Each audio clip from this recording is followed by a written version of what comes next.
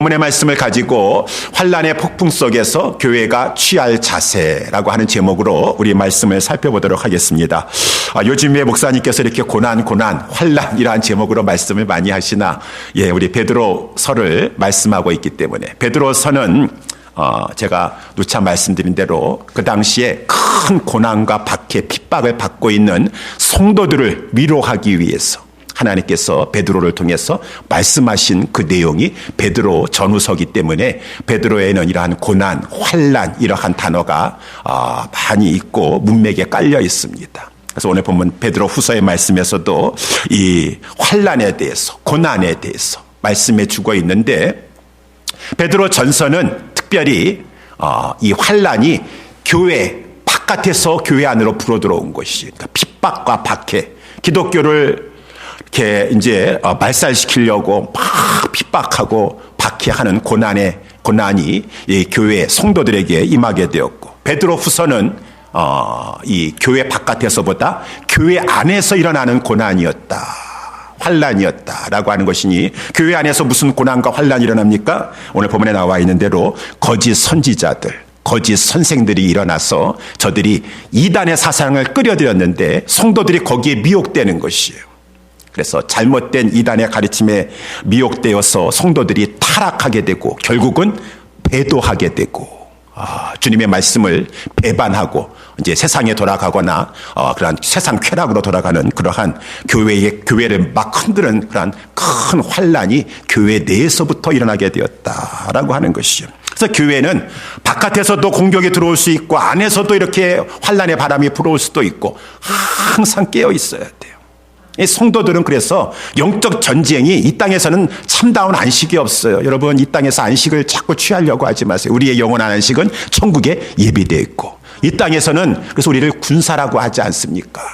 우리 교회를 유람선이나 타고서는 그저 구경이나 하고 관람이나 하고 그렇게 생각은 하지 마세요.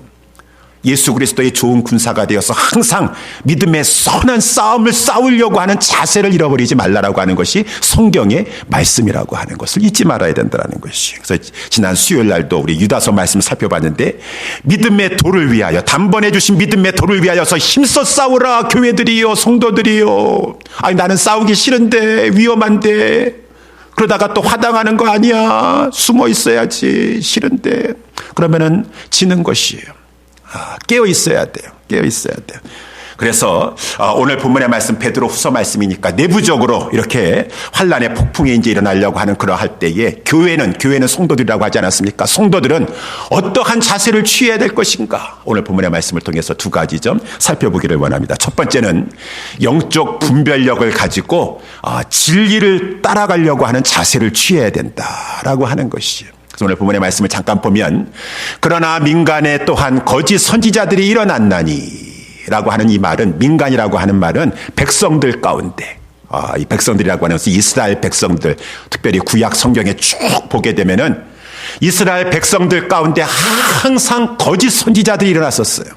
거짓 선지자들이 항상 일어났었습니다. 그러니까 우리 지금 신약의 교회들이라 할지라도 우리 하나님의 백성들 가운데 언제든지 마귀에게 사로잡혀가지고 이단 사상을 끌어들여가지고 우리 교회를 미혹하게 하려고 하는 그러한 자들이 일어날 수 있다라고 하는 것을 항상 염두에 둬야 된다, 그런 말인 것입니다. 그래서 오늘 보면 1절에 그 이스라엘 백성들 가운데 항상 거짓 선지자들이 일어났었나니, 지금 이때에도 이와 같이 여러분 우리 교회 가운데서도 거짓 선생이 있을 것을, 여러분 의뢰 있을 것을 잊지 마시고 항상 깨어 있어야 될 것입니다.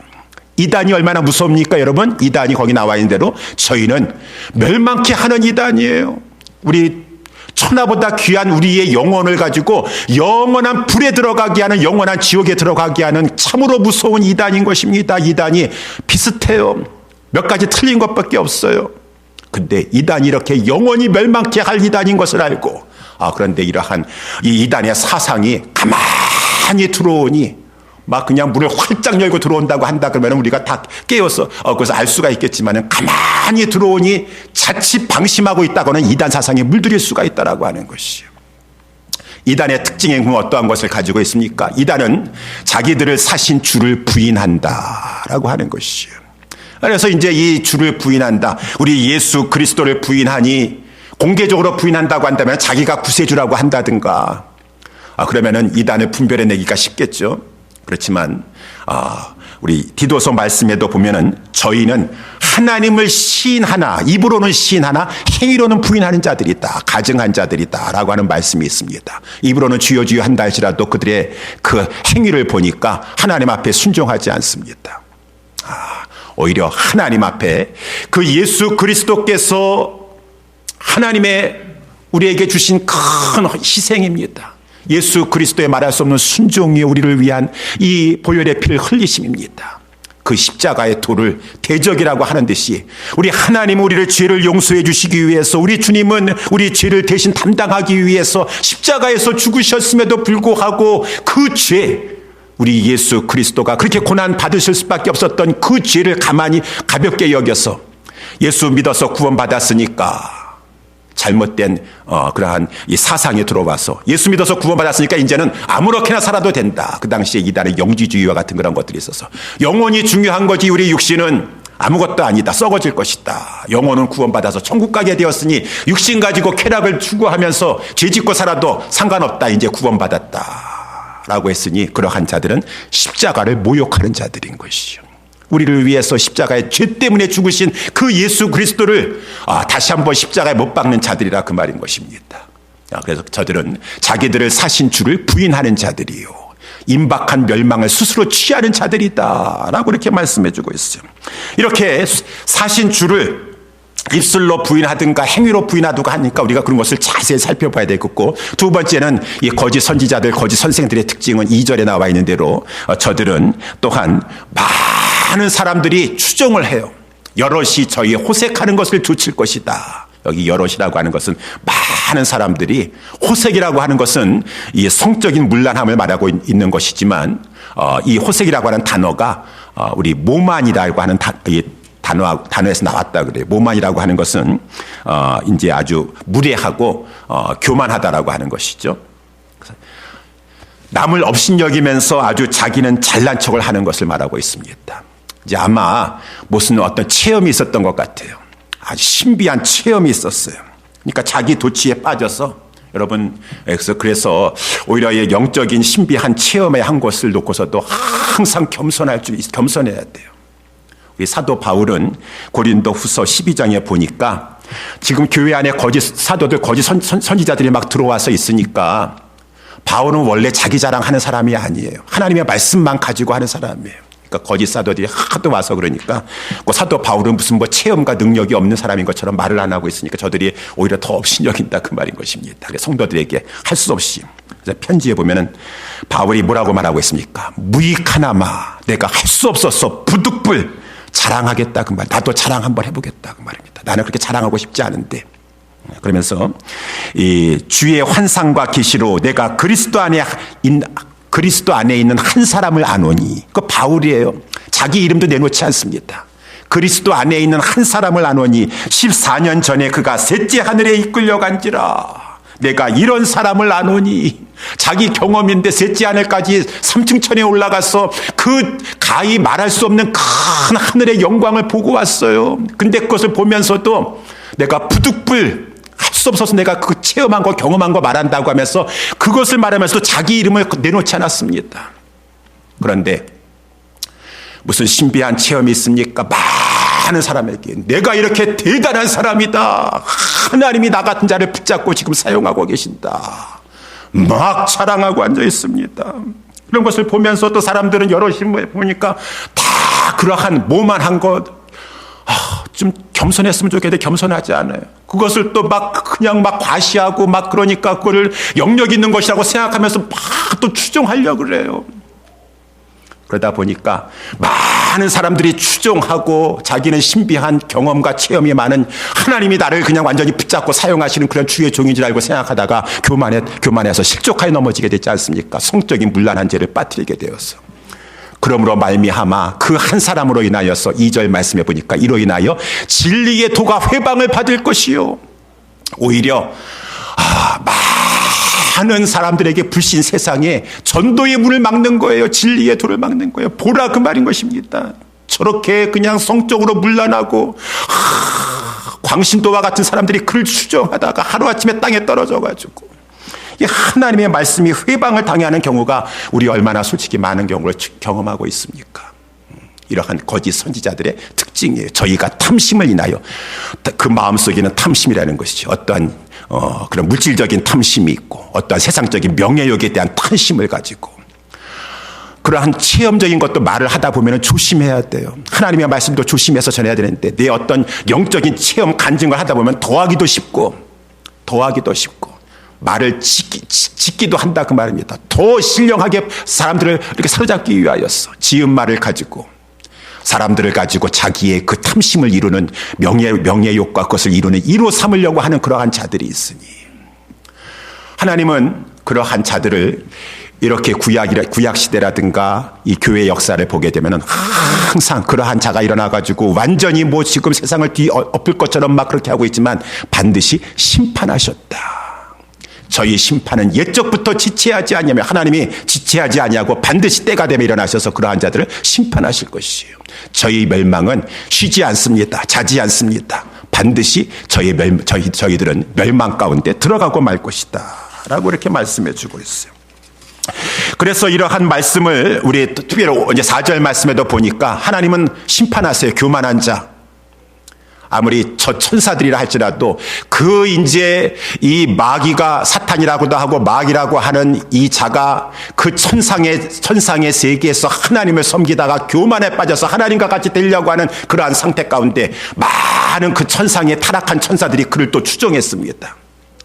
그 범죄한 사단 마귀와 그 추종한 그 사자들이 하나님 앞에 벌을 받아서 하나님이 용서치 아니하시고 지옥에 던졌다. 어두운 구덩이에 두어서 심판까지 지키게 하였다. 그들이 지옥에 떨어졌다는 것은 지옥이라고 하는 말은 진짜 지옥의 개한날을 말하는 것이 아니라 이 지옥과 같은 천상의 세계에 비해봤을 때 그 영광의 세계에서 그들이 하나님을 섬기는 그러한 자들이었었는데 거기서 쫓김을 당하여서 이 어두운 세상에 지금은 갇혀 있게 되었고 마침내는 이제 하나님께서 그들을 우리 예수님 재림하실 때 심판하셔서 영원한 저 멸망으로 떨어지고 말 것이다 라고 하는 것이요. 그동안 지금 이렇게 이 세상에 있지만 우리가 이러한 하나님은 반드시 이러한 이 거짓 선생과 거짓 교사들과 이단의 사상을 가지고 들어온 자들, 그러한 자들이 지금은 자기가 하나님인 것처럼 교만하여서 거짓된 이단 사상을 가지고 있지만 다 그러한 사탄 마귀와 그 사자들과 그들 추종하는 자들은 영원한 그 어두운 구덩이의 심판에 들어가게 될 것이다 라고 하는 것이에요. 그래서 이러한 것을 바로 알고 성도들은 깨어서 뭐 신령한 거 뭐 한다. 내가 하나님이 나를 이렇게 신령한 거 해줬다라고 하는 것을 보면서 대단한 영역이야. 신령한가 봐. 그 말만 보면서는 그 사람을 추종하려고 하지 말고 이제 앞으로 이 말세에게 또 그러한 자들이 여태까지도 항상 있어 왔지만 더 많이 일어날 것이니까. 항상 영적인 분별력을 가지고 사람 따라가려고 하지 말고 말씀 따라가야 된다라고 하는 것이에요. 그래서 진정한 목자는 어떠한 자가 진정한 참 목자가 되는 것입니까? 하나님의 말씀을 증거하는 목자가 참 목자인 것이에요. 내가 이러한 경험이 있었습니다. 이러한 체험이 있었습니다. 물론 그런 것도 귀한 건데 교만에 빠지지 않도록 하면 잘 좋은 건데 그거 위주로 해가지고 거기서 그냥 영역 있고 그런 분위기 좋아하고 그러한 사람 추종하려고 하지 말고 참 목자는 오늘 우리가 읽진 않았지만 1장 12절서부터 보게 되면은 베드로와 같은 사도를 말하고 있는 것이죠. 베드로 사도가 뭐라고 1장 12절서부터 말하는지 제가 잠깐 읽어보도록 하겠습니다. 이러므로 너희가 이것을 알고 이미 있는 진리에 섰으나 내가 항상 너희로 생각하게 하려 하노라. 내가 이 장막에 있을 동안에 너희를 일깨워 생각하게 함이 옳은 줄로 여기노니. 그렇죠. 베드로가 우리 모두 다 장막에 있어. 이 장막은 무너질 장막입니다. 베드로도 이제 이 장막 가운데 얼마 안 있다가는 이제 죽을 것을 예감했어요. 장막 있을 동안에 이 성도들을 항상 일깨워 생각하게 함이 옳은 줄로 아오니 이는 우리 주 예수 그리스도께서 내게 지시한 것 같이 나도 이 장막을 벗어날 것이 임박한 줄 알미라. 내가 힘써 너희로 하여금 나이 떠난 후에라도 필요할 때에는 이런 것을 생각하게 하려 하노라. 여기 생각하게 한다. 베드로는 항상 하나님의 말씀을 가르치고 하나님의 말씀을 해서 성도들로 하여금 하나님의 말씀을 생각하게 한 것이요. 진리를 가르쳤어. 성도들로 하여금 우리 예수님께서 베드로에게 사명을 주실 때 내 양을 먹이라.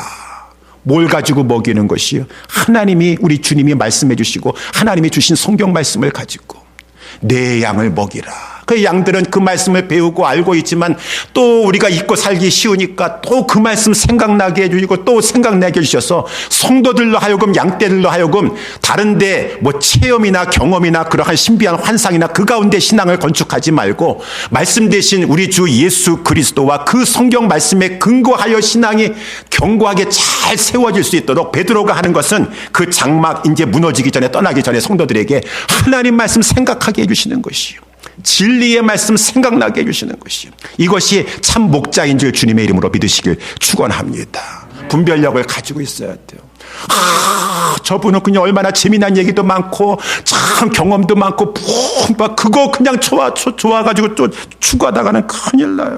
하나님의 진리의 말씀을 잘 아는 가르쳐주고 가르쳐주는 목자가 참 목자니 거짓 선생과 거짓 선지자들에게 쫓아가지 말라라고 하는 것이에요.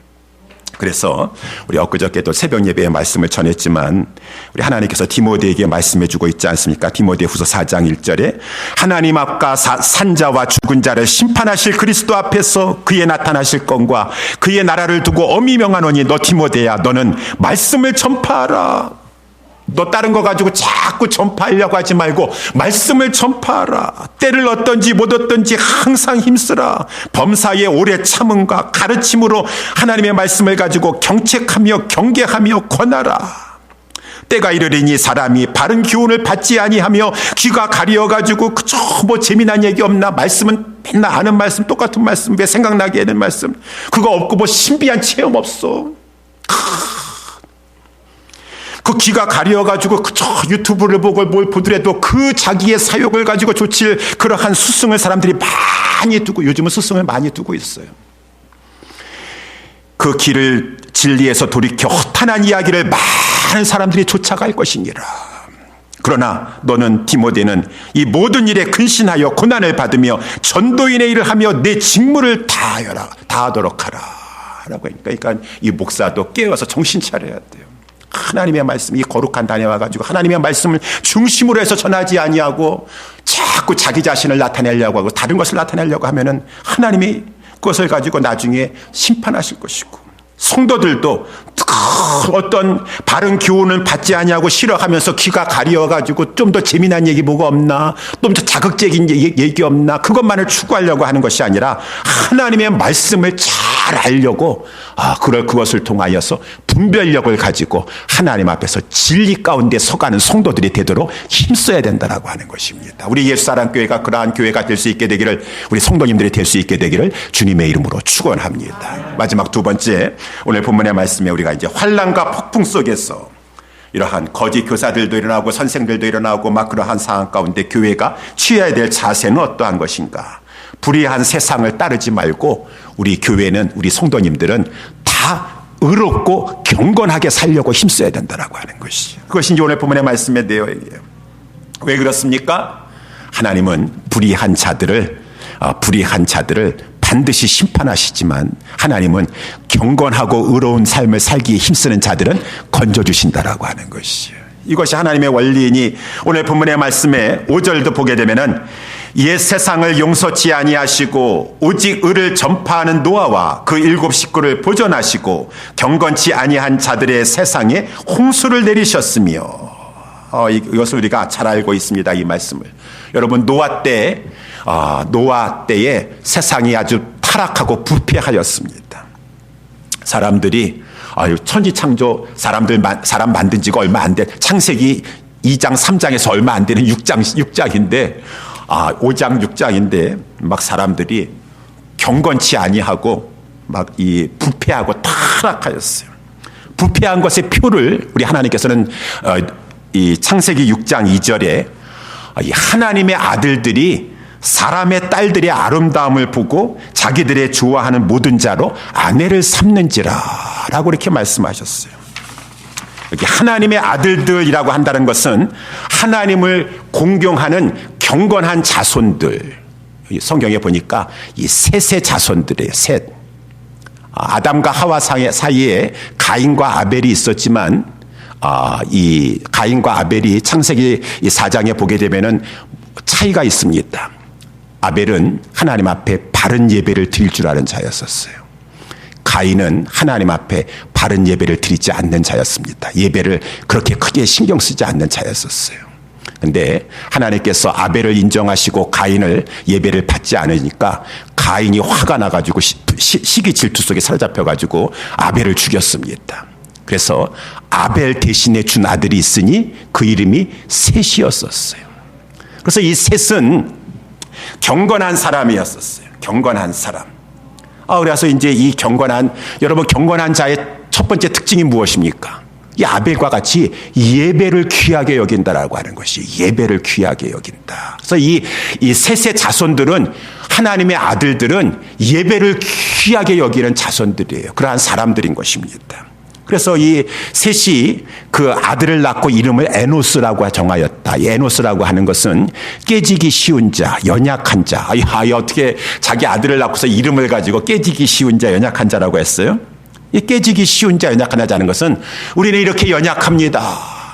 우리는 깨지기 쉽고 이렇게 참으로 부족한 자들이니 우리는 하나님만 의지합니다. 우리가 하나님만 의지할 수밖에 없습니다. 라고 하는 그러한 신명 가지고 사는 자들이 바로 셋의 후손들, 자손들이라고 하는 것이요.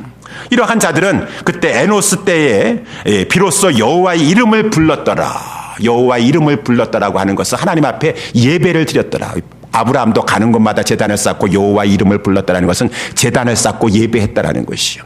찬송하고 기도하고 우리가 찬송할 때도 하나님을 찬송하고 하나님을 찾고 기도할 때도 마찬가지고 예배는 늘 우리는 부족한 자들입니다. 피조물입니다. 창조주 대주권자 되시는 하나님만을 의지합니다. 하나님 경배를 받으소서.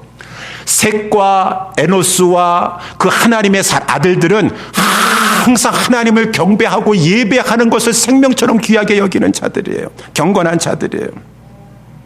그런데 가인의 후손들의 명단이 이제 창세기 5장에 쭉 나와 있죠. 저들은 가인과 같이 예배하는 거는 별로 관심 없어요. 예배하는 시간에 세상에 나가서 돈 더 잘 벌어야지. 더 성공해야지. 성공을 추구해 세상에 가가지고 빛가번쩍한 업적을 이루었어요. 성공했어요. 그래서 그 가인의 후손들 가운데 야발이라고 하는 자는 육축을 잘 쳐가지고 육축하는 자의 조상이 되었어요. 유발이라고 하는 자는 또 막 그냥 수금과 퉁소를 잘 해가지고 이 수금과 퉁소 잡는 자의 조상이 되었어요. 두발 가인이라고 하는 자는 아주 날카로운 기계를 만드는 자, 공학도가 돼가지고 기계를 잘 만드는 세상의 문명에 막 혁혁한 공로를 세우는 자가 되었어요. 그렇지만 저들은 세상에서 성공했는지 모르겠지만 하나님 앞에 예배하는 데는 별로 관심 없어요. 예배를 소중히 여기는 하나님의 아들들이 있고 세상에서 혁혁한 공로를 세우지만 예배에는 별로 관심이 없는 불경건한 이러한 세상의 딸들이 있는데 하나님의 아들들이 아마 세상 것이 좋아 보였나 봐요. 저 집안하고 사돈지간 맺으면 저 집안은 큰 부자 집안이래. 명문 가문이래. 신앙은 없어도 상관없어. 신앙은 없어도 상관없어. 세상적으로 당당한 집안인데 그런 집안과 사돈지간 맺으면 얼마나 좋겠어. 이 하나님의 아들들이 막 세상의 것이 아름다워 보이고 좋아 보이니까 사람의 딸들을 가지고 신앙은 저 뒷전이야. 막 사돈지간 맺고 결혼하고 아내를 삼고 하나님이 그것을 보면은 여러분 벌써 보세요. 예배를 소중히 여기는 사람하고 예배를 가치를 모르는 사람하고 어떻게 부부관계 맺어가지고 행복할 수가 있겠습니까? 여러분 그렇게 살 수 있어요? 우리는 영적인 존재들인데. 경건한 자손들이 어떻게 경건함을 모르는 세상에 돈 잘 벌고 성공하고 막 혁혁한 공로를 이루는지 모르겠지만 하나님을 예배할 줄 모르는 사람과 어떻게 결혼해가지고 행복한 삶을 살 수가 있겠어요? 과감하게 막 무모하게 결혼들을 하고 막 그랬다라는 거 아닌 것이죠. 그거 하나를 보면은 하나님을 경외하는 것이 없구나. 하나님을 경외하는 것이 없구나.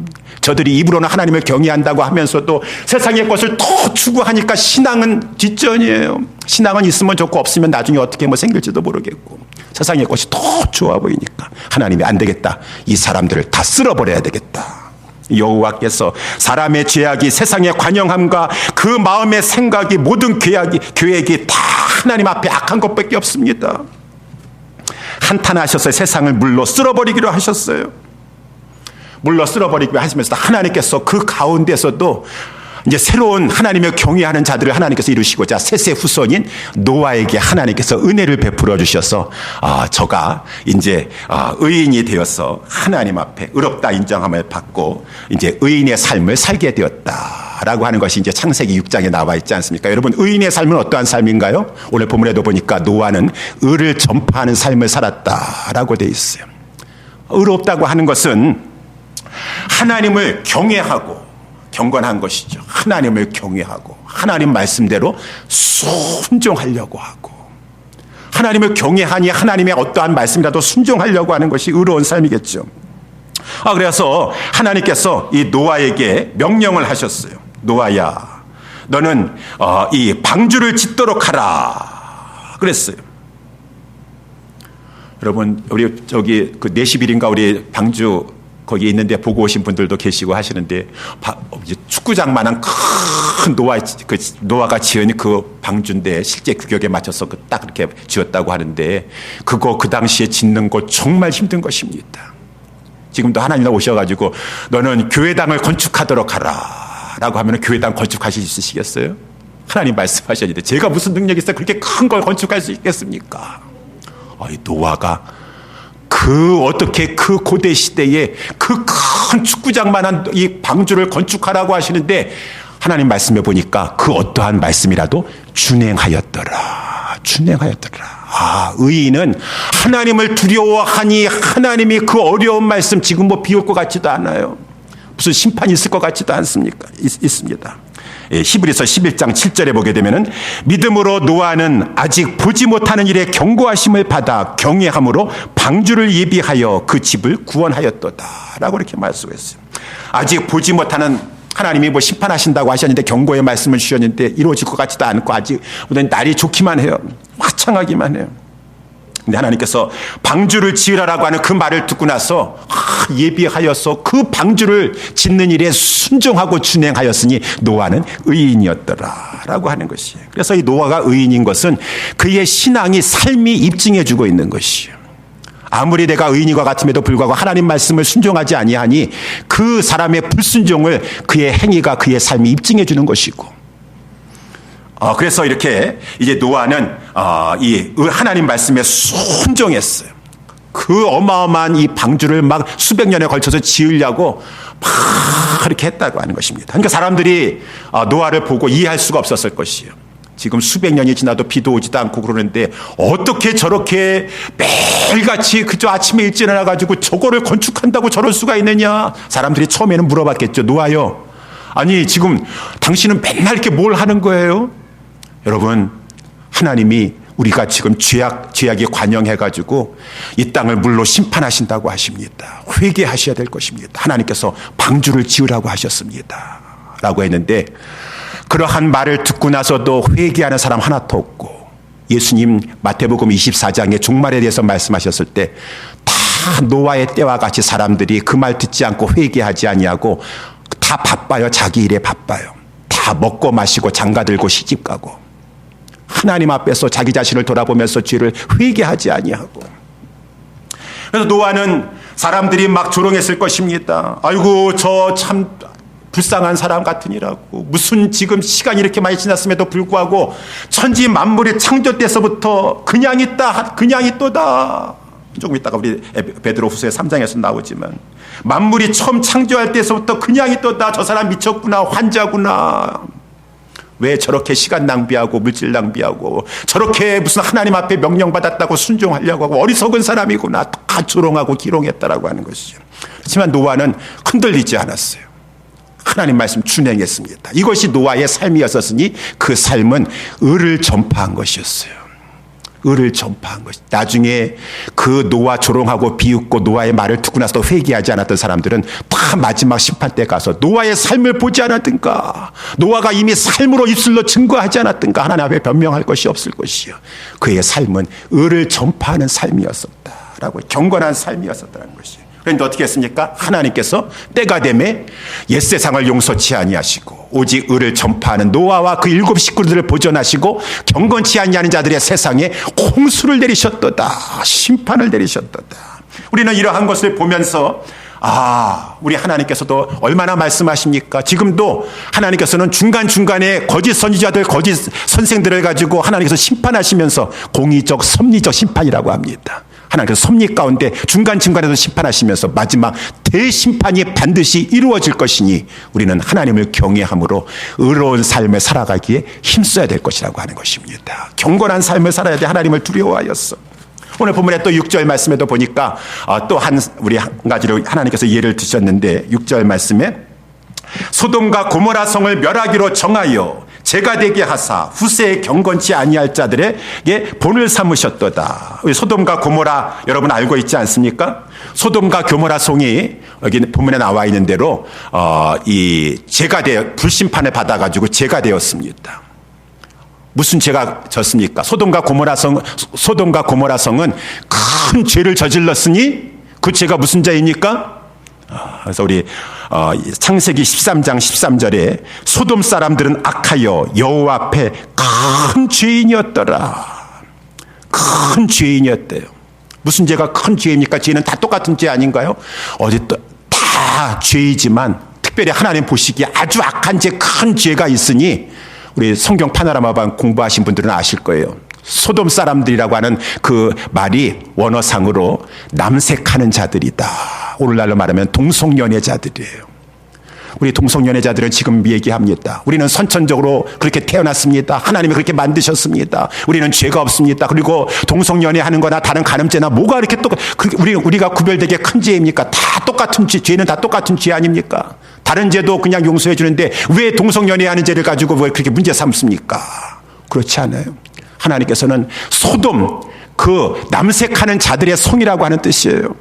그 죄를 큰 죄인이었더라 라고 말씀해 주고 있으니까 내가 큰 죄를 지금 짓는 자라는 것을 알아야지 회개가 나오는데 그것을 알지 못하고 자꾸 죄를 합리화하려고 한다는 것이요. 지난 수요일 날 우리 유다서 1장 7절 말씀에도 살펴봤지만 소돔 사람들은 간음을 행할 뿐만 아니라 거기에 넘쳐서 다른 색을 따라가다가 다른 색 순리대로 쓰기를 버리고 남자가 남자를 여자가 여자를 이러한 이 다른 색을 따라가다가 영원한 불의 형벌을 받았도다. 유다서 1장 7절에도 말씀해 주고 있다라고 하는 것이요. 그래서 오늘 말씀 보니까 그 7절에 그러한 곳에 살면서 무법한 자들의 음란한 행실을 인하여서 그 심령이 막 고통스러웠어요.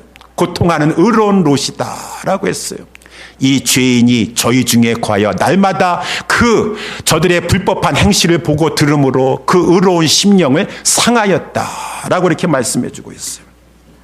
그래서 이제 그 가령 예가 창세기 19장에 보게 되면은 우리가 여러분 성경 이렇게 읽으신 분들은 아시겠지만 하나님께서 이제 드디어 참다가 소돔 땅을 심판하시려고 했어요. 두 천사를 보내셨습니다. 그래가지고 이제 천사들이 그 소돔 땅에 들어오게 되었어요. 성문에 앉아 있었던 이 롯이 이제 나그네 같은 그러한 천사들인데 들어오는 곳을 보니까 하나님을 경외하는 자들은 나그네를 잘 영접해야 돼요. 그러니까 자기 집에 이렇게 모시게 되었습니다. 그래서 이 두 천사가 이 심판을 할 천사인 것입니다. 롯의 집에 들어가게 되었어요. 그랬지만은 이것을 소돔 사람들이 봤어요. 소돔 사람들이 봐가지고 성경 말씀에 보니까 소돔 백성이 물론 노소하고 나이 많은 사람부터 해가지고 젊은이까지 다 물론 대소하고 사방에서 다 모여들어가지고 그 입을 에워싸고 내게 온 사람이 어디 있느냐 이끌어내라 우리가 그들과 상관하리라고 하는 것은 성적인 그러한 죄를 범하겠다라고 하는 것이요. 그만큼 소돔성이 완전히 타락하고 죄악의 극치를 달리고 있었던 그런 성이었었다라고 하는 것이요. 롯이 평상시에도 저들의 무법한 행실을 보고 나서 또 듣고 보고 나서 너무 고통스러웠었는데 참다 못해가지고 그가 말을 했습니다. 청하노니 내 형제들아 이런 악을 행치 말아라. 여기 이런 악이라고 하는 것은 남자가 남자를 이러한 악을 행하는 것을 행치 말아라 라고 말을 했더니만은 그 말을 듣고 나서 사람들이 화가 났다 그랬어요. 악을 행치 말라고? 우리가 악을 행한다고? 저들이 하는 말입니다. 이놈이 들어와서 우고하면서 우리 법관이 되려 하는도다. 이제 우리가 그들보다 너를 더 헤아리라. 막 롯을 헤아려고 했다라고 하는 것이요. 여러분 우리 존 맥카터 목사님이라든가 많은 분들이 지금 미국이 소돔성이라고 말하고 있습니다. 하나님의 심판 아래 지금 있도다라고 말하고 있어요. 여러분 동의하시는지 모르겠는데요. 제가 누차 요즘 계속해서 이렇게 광고 때라든가 수요 예배 때 기도할 때 말씀드리지만 지금 이퀄러티 우리 액이라고 하는 평등법이 이제 발의가 되고 그것이 이제 의회를 통과하려고 하고 있어요. 여기서 말했던 이런 악을 행치 말라라고 했는데 이제 뭐 LGBT라고 말을 했는데 여기는 요즘은 더 Q까지 더 붙더라고. LGBTQ라고 해서 Q는 퀴어라든가 무슨 퀘스처닝 해가지고 이렇게 게이라든가 레즈비언이라든가 뭐 성전환자라든가 양성애자들이라든가 거기에다가 이제 성적인 정체성이 나는 뭔지 모르겠다라고 하는 그런 자들까지 다 포함시켜서 그들의 인권을 존중해 줘야 되기 때문에 이제는 다른 저들을 차별하려고 하는 사람들을 핍박하고 법으로 처리하려고 하는 그러한 법이 이제 국회를 지금 통과하려고 하고 있어요. 통과하는 시점이 얼마 안 남아있다라고 하는 것입니다. 그러면 제가 누차 말씀드리지만 이것을 통하여서 우리 특별히 교회가 기독교 기관들이 큰 어려움을 겪게 될 것이에요. 어려움을 겪게 될 것이에요. 사탄의 도구들인 것입니다. 그래서 우리 여러분 입양 기간 있지 않습니까? 입양 기간 크리스찬들이 이렇게 입양 기간 버려진 아이들이 너무 많으니까 그런 입양하는 기관들을 이렇게 세워가지고 좋은 부모들 연계시켜가지고 그 아기의 영혼을 살리려고 하고 있는데 입양 기관들이 이제 우리는 아기를 원합니다. 아기를 불임이 돼서 아기를 낳지 못하고 있습니다. 라고 하는데 제일 많이 아기를 입양하려고 하는 사람들이 있으니 누굽니까? 아기를 갖지 못하는 사람들이. 게이들이 제일 입양하길 원한다는 거예요. 게이들이. 동성연애자들이. 우리는 아기를 낳을 수가 없습니다. 우리는 그렇지만 아기를 원합니다. 우리 부부입니다. 아기를 주십시오. 재정증명서 다섯 보내고 막 그러는데. 근데 어떻게 크리스찬 입양기관에서 그 아기 영혼을 가지고 게이들 부모에게 줄 수가 있겠어요? 여태까지는 내규를 정해가지고 우리는 죄송합니다. 우리 내규에 의해서 우리는 이렇게 동성연애자들에게는 아기를 줄 수가 없습니다. 그것이 우리 내규입니다. 이제는 그것이 이 법이 통과되면 평등법이 통과되면은 그렇게 할 수 없어요. 당신 차별하는군요. 우리 소수인 사람들을 가지고 인권을 탄압하고 있군요.라고 해서 고발하면은 다 법적으로 잡혀 들어가게 돼 있어요. 그래서 이제 입양 기관들도 이제 동성연애자 수요도 많고 저런 사람들 아기를 갖고자 하는 사람들 수요도 많고 그들을 막을 길이 없는 것이 학교도 마찬가지요. 우리 조이스 선사님도 우리 크리스찬 학교인 위튼 칼리지에 갔어요. 위튼 칼리지 사립학교입니다. 목사님 부자신가 봐. 어떻게 사립학교에 크리스찬 사립학교에 거기에 또 그란트 같은 것도 많이 나오고 했었으니까 그 혜택을 받아가지고 학비도 이렇게 절감 받아가지고 공부했었지만은 이제는 엊그저께도 신문에 보니까 이러한 평등법이 통과가 되면은 이러한 이 LGBT라든가 이런 것을 인정하지 않냐고 가리키지 않는 학교에서는 절대로 그러한 그란트라든가 후원이라든가 지원이라는 것이 있을 수가 없어요. 많은 타격과 피해를 입을 것이에요. 그러면은 학교의 재정이 힘든데 어떻게 하겠어요?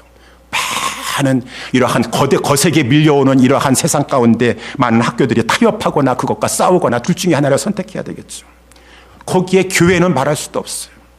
이제 많은 어린 자녀서부터 해가지고 지금 캘리포니아는 난리라고 하지 않습니까? 서부에 뭐 샌프란시스코라든가 우리 로스앤젤레스라든가 많은 어려서부터 학교에서 그런 것들을 배우고 와가지고 교회 안에 들어와서 우리 목사님 왜 이런 설교합니까? 우리는 서로 이제는 자녀들끼리 남자끼리 결혼하길 원하는데 줄에 서주기를 원합니다. 이러한 세대가 이제 우리 현실적으로 막 들어오고 있는데 참 안타까운 것은 세상이 그런데 교회가 이러한 현상을 놓고서는 지금 나눠져 있다라고 하는 것이요. 어저께도 우리 여러분 뉴스를 들으셨는지 모르겠는데 뉴욕에 그레이스 처치 스쿨이라고 하는 사립학교가 있어요. 처치 스쿨이니까 얼마나 교회에서 운영하는 학교가 아니겠어요. 성공해서 운영하는 사립학교예요. 아주 유명한 학교라 가지고 사람들이 줄 서 있다고 합니다. 그 학교를 들어가려고 하는데. 근데 그 학교에서 어저께 이렇게 이제 그 학부모들하고 교사들하고 학생들에게 다 랭귀지 언어 사용하는 그 가이드라인을 발표했어요. 이제는 공적으로 학교에서라든가 교사들도 물론이거니와 moms and dad이라고 하는 말 사용하지 말아라. 맘스 앤 데디. 지난번에도 우리 지금 미국의 하원들이, 국회의원들이 그런 일을 결정했었는데 이제 학교에서 그런 일을 결정을 했어. 엄마 아빠라는 말을 사용하지 말고 대신 포괄적인 언어를 사용하도록 하라. 그러니까 포괄적이라는 것은 다른 사람을 다 포용할 수 있는 언어. 그래서 다른 사람에게 상처 주지 않는 언어. 엄마 아빠 없는 사람도 있고 엄마 아빠가 게이가 있는 사람들도 있고 너무 남자와 여자를 구분하는 것 같은 단어 사용하지 말고 엄마 아빠를 grown ups라고 표현하도록 하라. 성인들이다라고 이렇게 학교에서는 가르치도록 하고 뭐 가정에서는 아직까지는 그걸 어떻게 할 수 없다 할지라도 공적으로는 아이들에게 그렇게 가르치고 아이들도 그런 엄마 아빠라는 말을 하지 못하도록 하라라고 하는 이러한 그렇게 말을 하면은 성차별하는 것이에요. 성차별하는 것이에요. 법으로 처리될 수가 있어요. 우리는 조심해야 되고 이러한 세대 가운데 지금 들어가고 있다라고 하는 것이 이것이 이제 큰 쓰나미와 같이 우리 특별히 믿는 자들을 향해서 교회를 위해서 기독교 기관들을 향해서 학교를 향해서 막 물밀듯이 들어올 것이에요.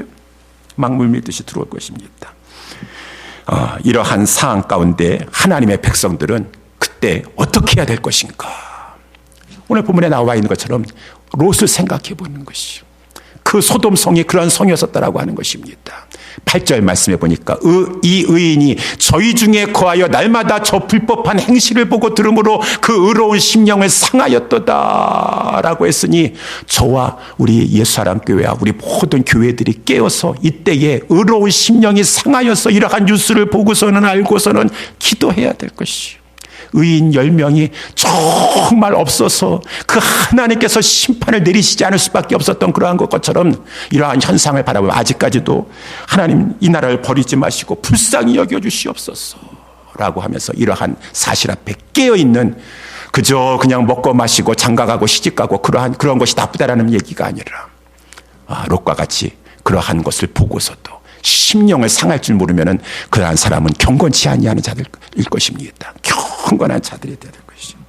그래서 우리 오늘 말씀에 이제 9절 말씀에도 보니까 하나님께서 말씀하고 있지 않습니까? 주께서 경건한 자는 사람에게 시험에서 건지시고 여기 시험이라는 것은 시련인 것이요. 시련. 우리에게 닥치는 이러한 시련, 이제 말할 수 없는 큰 고통의 때를 살아가게 될 것입니다. 우리의 자녀의 때 더 그러한 때가 이제 찾아올 것이고 이 시련에서 그렇지만 의롭게 살려고 하고 하나님 앞에 간절히 의지하고 그렇게 신앙을 지키려고 하는 자는 하나님께서 롯을 그 소돔성에서도 그 불의한 가운데서도 건져주셨던 것처럼 건져주실 것이고 그렇지만은 불의한 자들은 형벌 아래 두어서 저들은 죽어서 살다가 그냥 죽었는지 모르겠지만 그 영혼 지옥에 가 있게 되는 것이고 마침내 주님이 심판하실 재림의 때 다 그들도 사망의 부활로 부활하여서 영원한 그 저 불구덩이에 들어가게 되는 심판을 맞이하게 될 것이라고 하는 것입니다. 그래서 오늘 본문의 말씀을 통하여 우리는 어떻게 살아야 될 것인가? 육체를 따라 더러운 정욕 가운데 행하며 이 거짓 선생과 거짓 선지자들과 같은 것처럼 주관하는 일을 멸시하는 자들에게 하나님 두려운 줄 몰라요. 하나님을 두려운 줄 몰라서 하나님 앞에서도 막 함부로 얘기하고 정말 하나님 말씀에 경외하는 그런 마음이 있는가? 이 하나님께서 특별히 그러한 자들을 형벌하실 줄을 아시느니라. 이들은 담대하여 고집하여 떨지 않고 하나님을 무서워하지도 않습니다. 영광 있는 자를 회방하거니와. 오늘 본문의 마지막 이제 말씀에 보게 되면은 더 큰 힘과 능력을 가진 천사들이라도 주 앞에서 저희를 거스려 회방하는 이 송사를 하지 아니하느니라. 우리 유다서의 말씀에 보게 되면은 잠깐 말씀드리면은 우리 이 미가엘의 천사장입니다. 미가엘이 저 마귀의 세력을 내쫓았어요. 천상에서 내쫓았는데 이 미가엘이 마귀보다 힘이 센 자인 것입니다. 그런 거 말씀에 요한복음 12장 말씀에도 근거해 봤어요. 요한계시록 12장 말씀에도 근거해 봤었을 때. 근데 우리 이 미가엘 천사장은 마귀를 제거하고 마귀를 쫓아내는 힘이 있다 할지라도 모세의 시체가 모세가 죽은 후에 하나님께서는 모세의 시체를 사람들이 알지 못하게 하셨어요. 그래서 모세의 시체가 어디 있는지 모릅니다. 무덤이 어디 있는지 몰라요. 왜? 너무 인간을 숭배할까 봐. 미신에 빠질까 봐. 그래서 하나님께서 모세의 시체를 미가엘로 하여금 아마 감추도록 하셨어요. 근데 마귀가 그거를 알고서는 막 이제 이 미가엘 천사장이 막 시신을 감추려고 하는데 마귀가 방해하고 막 회방했습니다. 그때 미가엘 천사장이면 마귀를 이기는 자가 아니겠습니까? 그러면은 마귀를 가지고 막 공격하면서 막 할 텐데 그 유다서 말씀에 의하면은 미가엘 천사장은 뭐라고 말씀하냐 마귀에게 주께서 너를 꾸짖으시기를 원하노라.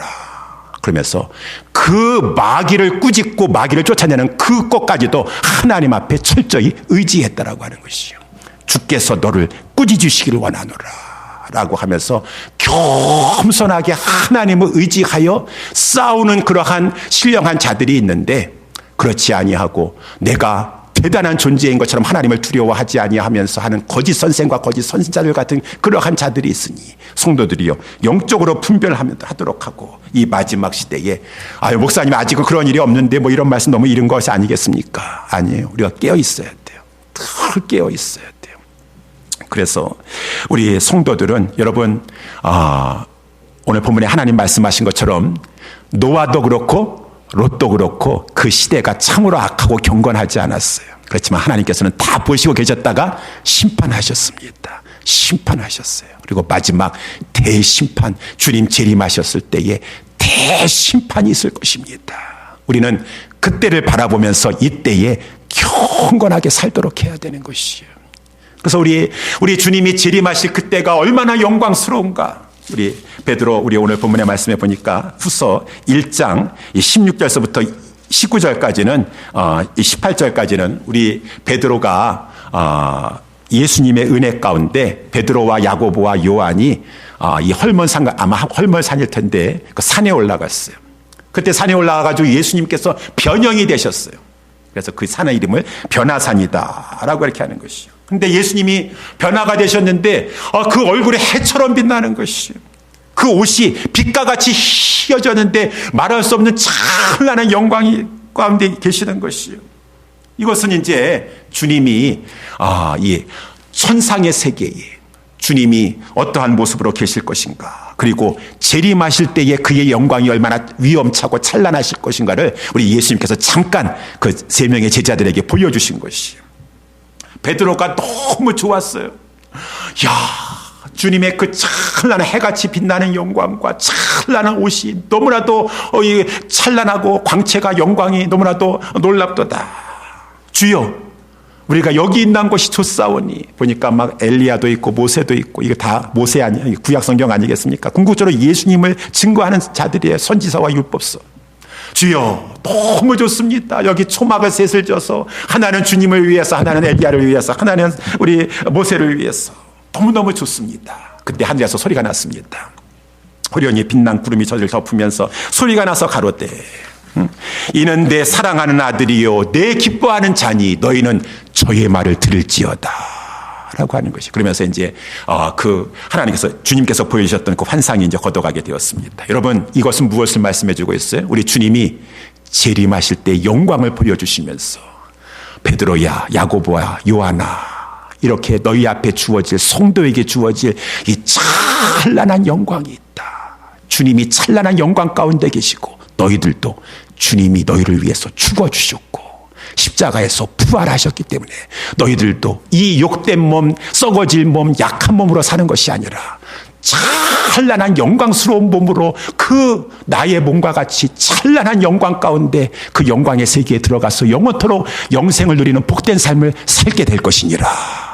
그렇지만 지금 산에서 그렇다고 너희 계속 사는 것이 아니다. 이 땅에서는 너희들이 땅에서 해야 될 일이 있다. 근데 그 일은 하나님 말씀하신 것처럼 하나님께서 이는 내 사랑하는 자요 기뻐하는 자니 저의 말을 들을지어다.